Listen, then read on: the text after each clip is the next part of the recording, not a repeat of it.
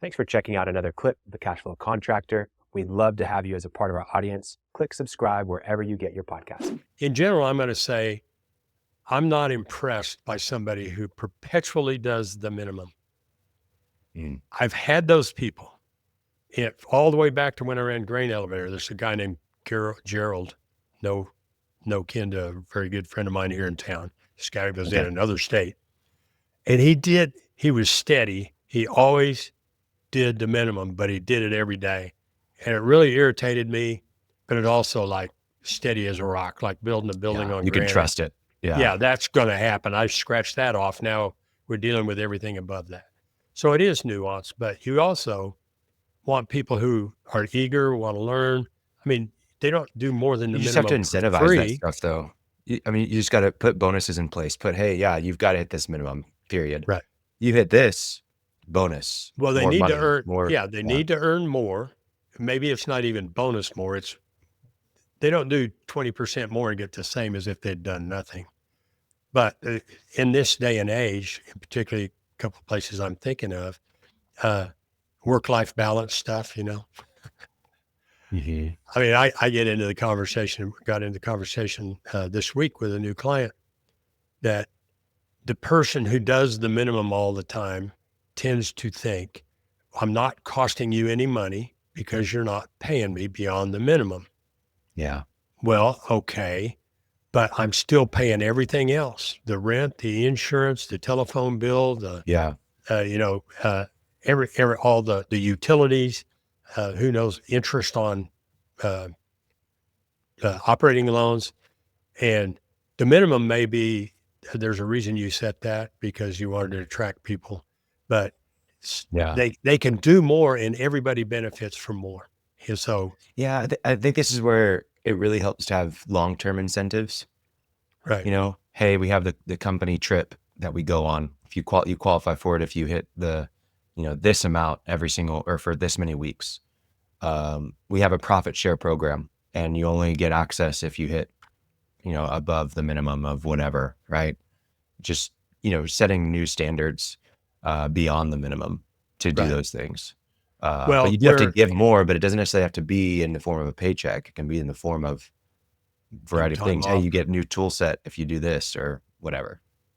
Well, what we are really talking about, although minimums is a good subject, we could dive into it more. We're talking about people doing side work, right? And kind of what led us down this road is that they need to make more money, so they're off doing side work. Right. And it is, I can't dictate it, but it affects my thinking. If somebody does the minimum of my work and is anxious to get to theirs, right? Yeah. It means they're not working for me. Okay, I have listeners and probably going, you're a schmuck. Well, maybe I am, but I don't see them as being fully on my team. Sure. Right? I think that's the problem. I think there's nuance to it. I think that, in my opinion, if you don't have a deep knowledge of the motive for the side work, it means that you're not a good manager, in my opinion. You should know your employees. You should know their family. You should know their ambitions. You should know their past. You should know what they like to do, what they don't like to do, personality.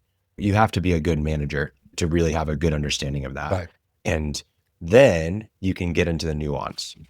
If they've got a big goal that they're saving for, and it's just for the summer that they mow lawns with their brother, they, have got a route. They're not trying to grow it. It's something they do.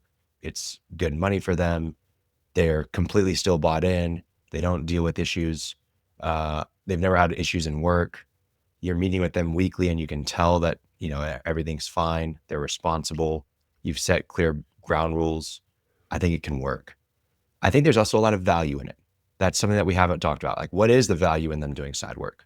Well, they're doing side work. They realize how much it takes to run a business, and they have a new appreciation for what you've been able to build, what you're able to do for them in terms of benefits and insurance and overhead and the equipment and the truck and all that kind of stuff. They understand, wow, I respect Martin a lot for what he's put in, and I know what it takes to build that.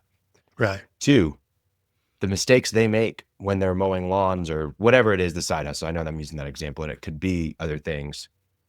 The mistakes they're making there are mistakes that you're not having to pay for. The lessons that they're learning there, you also get benefit of. So there's potential there. But I'll say most people, I would say, I'm just throwing out a random percentage here, but I feel like 90% of people that are doing a legitimate side hustle are doing it in construction in something that's very similar to what they're doing in their day job. Like you said, pergolas, they're getting You work really for, close to pergolas probably, yeah. right? Well, you know, if you're And working on a 21-story building and you're a steel worker, you know, and you're going to go put up some steel at your neighbor's for a steel pergola. Okay. it's completely different. Yeah. But I think you're right. There can be benefits, you know, there can be some skill and experience, and it may or may not be related. If it is Right. related where it's potentially more valuable, it's also potentially more dangerous because, you know, there could be higher job satisfaction, like you said. Somebody is a little more satisfied because they have something else to look forward to. Yeah. I'm still always, they're not totally on your team if they're have other priorities, you know. Thanks for checking out a clip from the Cashflow Contractor. We have full episodes where we go deep on topics that help you grow a construction business that runs without you so you can have less stress, more time, more money. Now, we've got other videos, other clips, but if you want to check out the full episode for this clip, you can click wherever our editor put it. It might be here, it might be there, it might be over my face, I don't know.